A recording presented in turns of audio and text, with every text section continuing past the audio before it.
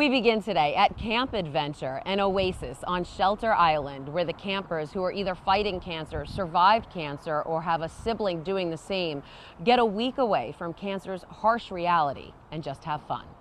I love you. Yeah. Love you too. What did you tell Mommy in the car going home? This was what?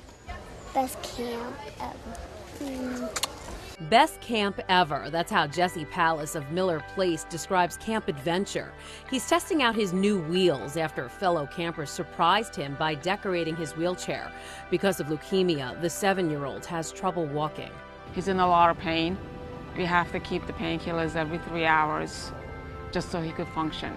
Is that the Frogger Mercedes? But right now, there's no pain, just pure joy. Joy for being able to actually attend a camp where he can feel like a normal kid. Jesse doesn't really get to do anything. He doesn't get to go anywhere. Even in school, every morning when his brother got on the bus and went to school, he cried. Why can't I go to school? Mommy, I just want to be normal. Mommy, I want to be a kid. And that's exactly how he feels here at Kids Need More Camp Adventure. Melissa Firms is a co-founder of the free camp. The camp is for children coping with cancer, and that could mean different things. So it's children that are actively on treatment, children that are in remission from cancer. It's also for children that are siblings. Melissa and other camp leaders figured out a way for Jesse and his mom to spend the week here, even though he's too sick to even attend school. He was diagnosed with leukemia at the age of 4. And it breaks your heart because you can't do anything. You know, you want to do as a mother, you always tell your children, Mommy, gonna kiss the boo-boo and make it go away. And this time you can't.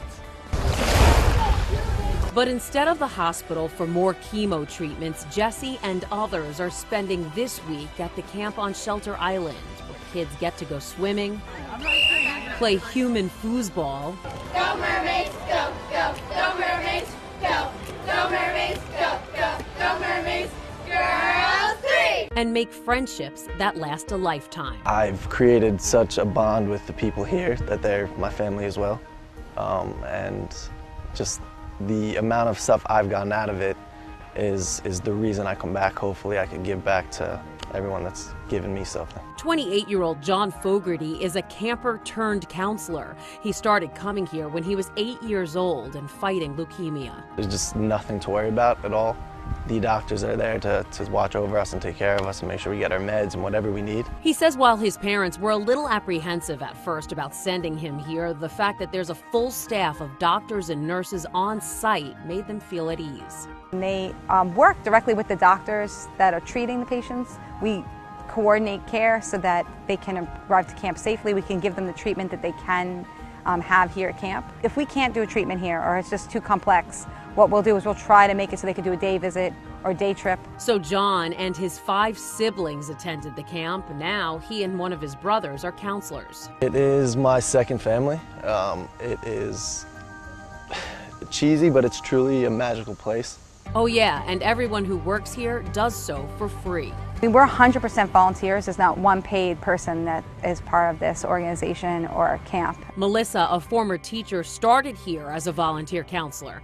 After the American Cancer Society decided it wasn't going to fund the camp anymore, Melissa, along with her husband John Ray and another former counselor, Dave Lewis, formed the organization Kids Need More. We're a brand new organization with a very old soul. They spend all year raising money to keep the camp going. All of our funding is now private donations and grants, and it's 1 penny at a time. It costs $2,500 to send one camper to camp, and we have 143 children at camp this year. Plus, they have to rent the Quinnipiac Retreat Center for the week. We always need donations. There's never a no to that. Like I said, well, if you have a few cents in a jar that you're saved and you want to do something really beautiful with it, we'd love to have that. If you want to give us a lot of money, we love that too.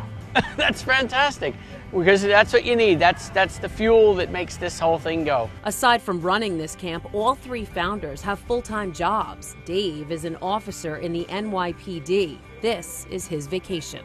If you get one smile from one kid, that makes it all the worthwhile. But while we're here for this week, we get 143 smiles 7 days a week. every day, all day. And there's not the amount of money in the world could replace that. And while some may think a camp for kids with cancer would be depressing, this place is anything but. It's a place where kids can actually be themselves. They can be kids and they can have fun. Are there moments where you may shed a tear or two?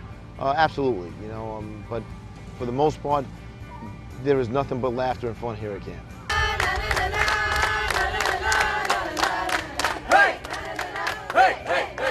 Chants like this can be heard throughout the day, and there's activity everywhere you turn. We even spotted volunteers from the Giving Doll, who were previously featured on Heroes on Our Island. They were here fitting campers in dresses for the camp's prom. They do it up right here, from ball gowns to limos. Campers dance the night away in a tent under the stars. We're here to have a great time, and we really do. And Fariba says she's grateful for the great time her son is having. Whatever happens to him, I want to give him all the good memories. The camp is held for 1 week every August, but since they keep getting more campers every year, they're running out of room. So camp directors are considering expanding to 2 weeks so they won't have to turn anyone away.